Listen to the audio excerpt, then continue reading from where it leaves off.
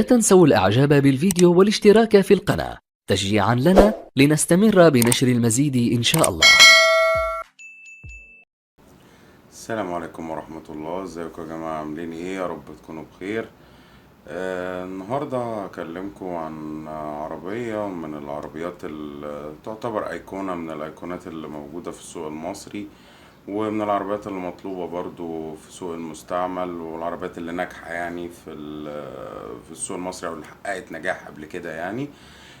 بس الأول عايز أقول للناس اللي أول مرة تدخل على القناة عندي، ياريت نشترك ونفعل الجرس، والناس المشتركة ياريت برضو نفعل الجرس عشان يوصل لكم كل جديد. وياريت يا جماعة ما ننساش اللايك والشير والكومنت على الفيديوهات عشان نقدر نطور من المحتوى ونقدم لكم فيديوهات أفضل وأكتر.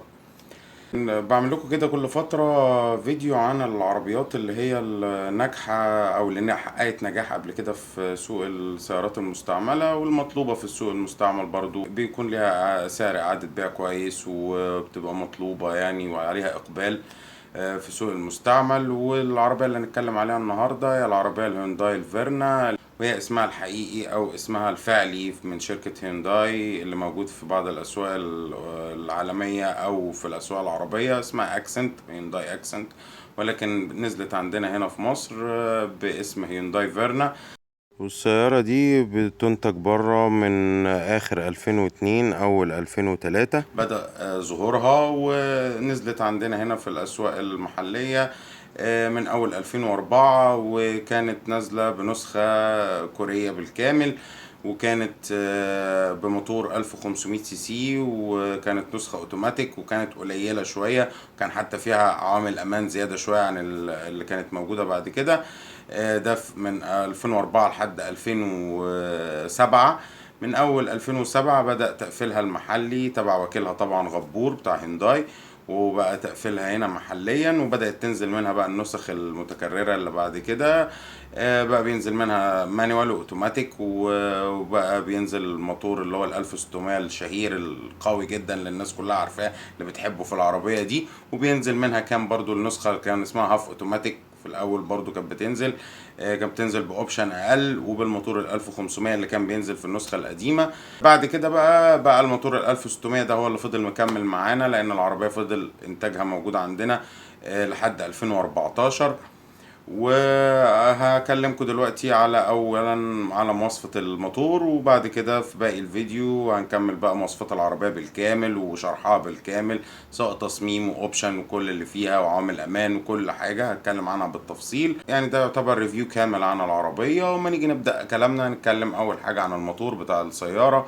اول موتور هنتكلم عنه الموتور الشهير اللي احنا عارفينه، اللي هو الناس كلها بتحبه في العربية دي، وهو الموتور ال 1600 سي سي 4 سلندر 2 كامة الموتور ده. والموتور ده كان قوي جدا، وكان بينزل في عربيات كتير في الوقت ده، في الماتريكس وفي الالانترا بتاعت الوقت ده، وفي كذا عربية كان نفس الموتور هو. الموتور ده 4 سلندر 1600 سي سي 2 كامة 16 صباب، بيطلع 106 حصان وعزم 145 نيوتن متر عند 3000 لفة. وعشان كده العربية دي كان تجميعها سريع من الغيارات الأولى من بدري. مربوط بفتيس أوناء الحركة، أوتوماتيك من 4 سرعات أو مانيوال من 5 سرعات، وكان المانيوال بتاعها هو اللي مميز قوي يعني. العربية دي أنا ركبتها فترة من حياتي، وكنت راكبها مانيوال كاملة مانيوال كان اسمها، والعربية كانت سريعة جدا. يعيبها الفرامل، وهنتكلم بقى على كل العيوب والمميزات دي في بقية الفيديو. كملوا الفيديو معايا هتشوفوا كل ده. الموتور ده استهلاك الوقود موفر جدا، حوالي 5.5 لتر لكل 100 كيلو متر، بيجيب من 0 ل 100 في حوالي 10.5 ثانية، وتنكها 45 لتر. العربية كانت اقتصادية في كل حاجة، وحتى الموتور 1600 ده كان قوي على البادي بتاعها، وبيخلي العربية سريعة قوي، والاداء بتاعه كويس ومميز، واستهلاكه البنزين قليل. الموتور التاني ال 1500 سي سي اللي كان بينزل في النسخه الهاف، اللي هو ما كملش بعد كده، كان بينزل في الاول بعد كده مبقاش موجود، وبقى بينزل بعد كده في العربيه اللي هي الفيرنا الفيفا اللي بقت تنزل بعد كده في حوالي 2009، ونزل تقريبا لحد 2011 وبعد كده مبقتش موجوده. موتور 1500 سي سي كامه واحده 16 صباب، بيطلع 94 حصان، وعزم 125 نيوتن متر، مربوط بفتيس او نقل حركة، 5 سرعات مانيوال. الموتور ده برضو موتور اقتصادي كويس جدا، كان موجود برضو في بعض سيارات بتاعت شركة هيونداي. المواتير دي كلها اعطالها قليلة وادائها كويس، ولو حافظت على الزيت ودورة المية بتاعتها تفضل عايشة معاك مدة طويلة. ويمكن كان ده اسرع كمان من الموتور ال 1500 اللي كان في اللانوس، عشان كده كانت ناس بتفضل العربيه الفيرنا الفيفا او الفيرنا اللي فيها المكنه 1500 عن اللانوس برضو. وكنا عاملين فيديو قبل كده سابق مقارنه بين اللانوس والفيرنا، هتلاقوه برضو على القناه. ده كده اتكلمنا على كل مواصفات الموتور بتاعها. نبدا بقى نشوف مواصفات العربيه بالكامل، وناخد الريفيو بتاعها كله بالكامل، المميزات والعيوب وكل حاجه. تابعوا معانا الفيديو.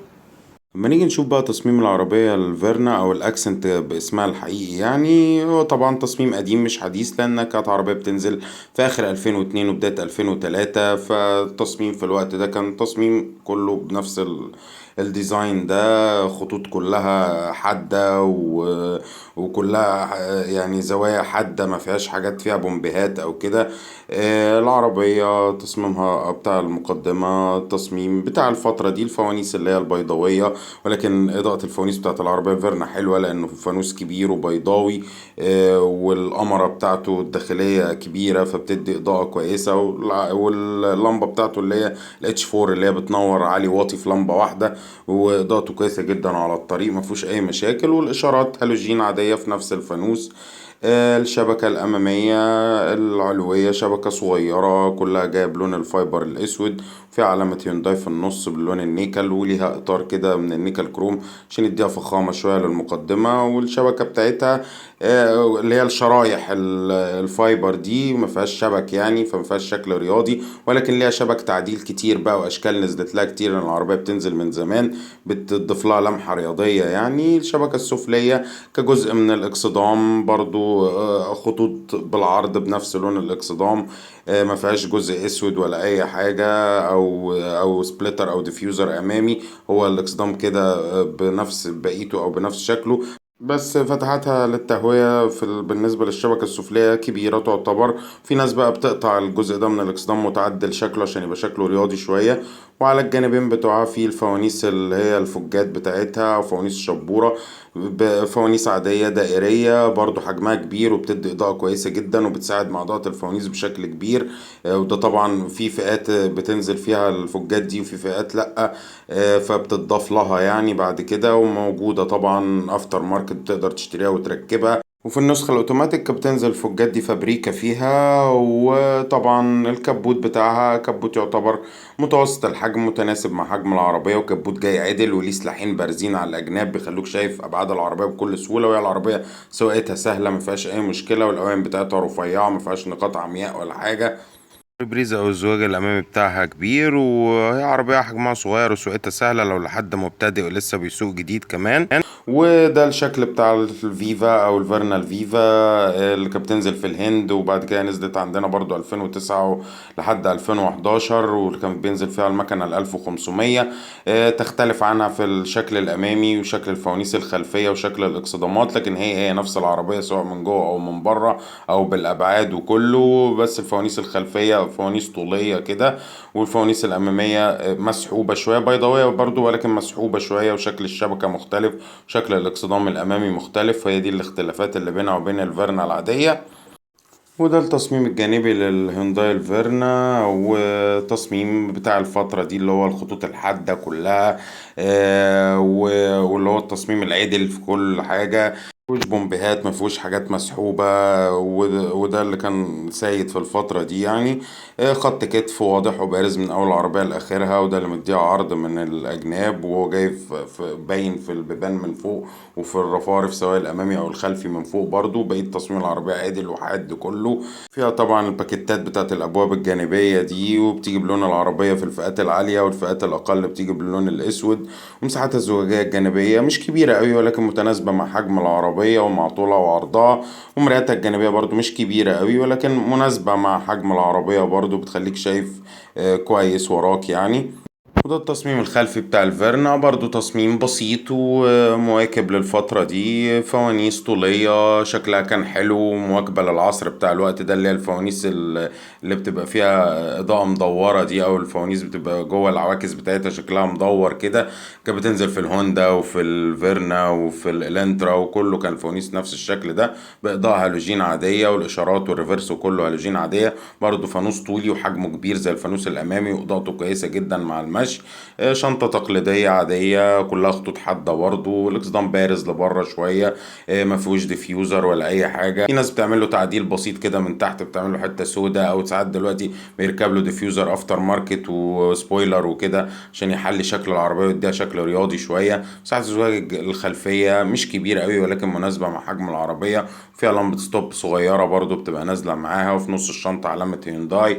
ما نيجي نتكلم على أبعادها، عربية طولها 4 متر 26، والعرض متر 68. عربية مش طويلة قوي، في نفس الوقت مش عريضة قوي، بس طولها متناسب مع عرضها، بالنسبة لأنك بتتكلم في عربية من فئة السيدان تحت المدمج، يعني عربية سيدان صغيرة الحجم يعني.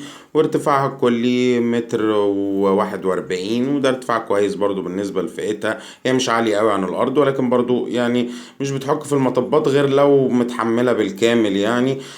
وارتفاع السقف بتاعها برضو من الداخل كويس معقول، ولكن هي العربية ضيقة طبعا لأن قاعدة عجلاتها 2 متر 44، قاعدة عجلات صغيرة. وهم كمان عاملين فيها شنطة كبيرة، والكبوت بتاعها كبير، فكل ده مأثر على الصالون. فصالون الفيرنا ضيق، بالذات من الكنبة الخلفية ضيقة، وبرضو الكراسي الأمامية مش أوسع حاجة. لو الناس أحجامها كبيرة بتبقى قاعدة مزنوقة فيها. العربية الفيرنا عفشتها الأمامية مكفرس منفصل، وعفشتها الخلفية برضو سيمي اندبندنت، تعتبر بنقطتين توصيل، يعني تعتبر عفشة مستقلة بنقطتين توصيل. دي عفشة كويسة جدا بالنسبة للعربية من الفئة دي. وده برضو يعني في ناس ما بتحبش ثبات العربية دي، ولكن هي طبعا ليها حاجات بتتعمل لها، وأقولها لكم برضو في آخر الفيديو، بتعلي من ثباتها، تحسن من أداء الفرامل بشكل كبير. شنطتها 390 لتر، شنطة مش كبيرة، ولكن بالنسبة للفئة بتاعتها الشنطة بتاعتها كويسة جدا. حافة تحميلها عالية شوية، وزاوية فتحها مش كبيرة، ولكن في المجمل الشنطة مش ضيقة، شنطة كويسة جدا بالنسبة للعربية سيدان تحت المدمج، يعني صغيرة الحجم. وقاعدة عجلات 2 متر 44، قاعدة عجلات صغيرة برضو. المساحات تقسيمها في العربية دي كويس لصالح الشنطة، ولكن مؤثر على الصالون شوية. نيجي نشوف بقى الصالون بتاع الفيرنا او الانتيريور بتاعها. طبعا هي قاعدة عجلاتها زي ما قلنا 2 متر 44، قاعدة عجلات مش كبيرة، فمديها صالون صغير بالنسبة للعربية، برضو سيدان صغيرة الحجم، يعتبر مقبول يعني. بالنسبة للناس طويلة واللي أحجامها كبيرة مش هتبقى مرتاحة أوي في العربية دي، وهي تعتبر تنفع لأسرة من 4 أفراد أقصى حد. وبرضو الناس اللي أحجامها كبيرة مش هتبقى مرتاحة في العربية دي سواء قدام أو ورا.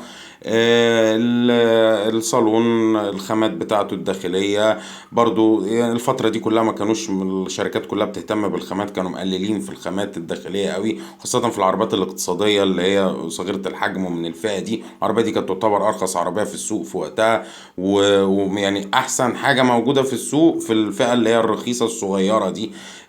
خامات كلها بلاستيك، حتى الرابر اللي موجود رابر ناشف شوية، بيعمل أصوات بعد فترة. البلاستيك كتير قوي وخامته مش عالية الجودة، ولكن هو دي كانت السمة السائدة في الفئة دي من السيارات. ولكن كانت العربية دي خاماتها وشكل صالونها كان أحسن شوية بالنسبة لي، يعني من الأكسنت اللي كانت بتنزل قبلها، ومن اللانوس. في ناس تانية بتفضل اللانوس، ودي تفضيلات شخصية وتجارب شخصية بقى طبعا. والكراسي بتاعت الفيرنا طبعا أريح بكتير من كراسي اللانوس. يمكن الأكسنت اللي قبلها كان كراسيها أريح شوية من دي، ولكن الخامات هنا أفضل.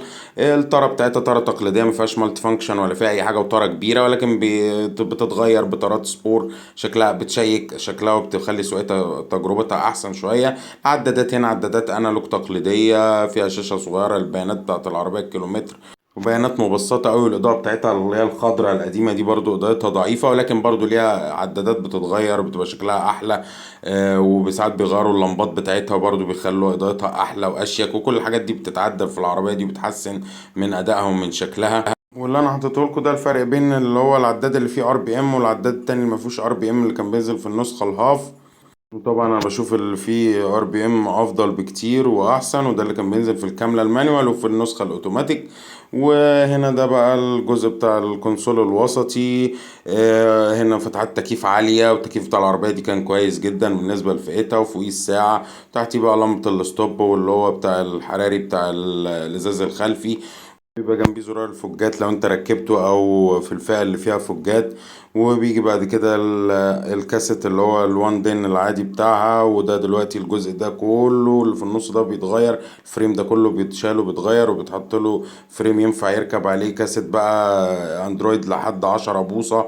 زي ما احنا شايفين اهو كده بيتعدل الجزء ده كله.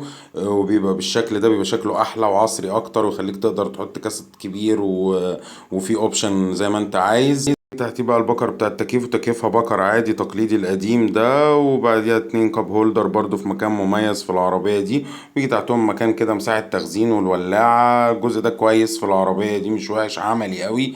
وبعد كده بقى بتيجي عصاية الفتيس، لو اوتوماتيك هي اللي فوق دي، لو مانيوال هي اللي تحت. نفس الشكل برضو، مفيش فرق هنا في الجزء ده غير في شكل عصاية الفتيس.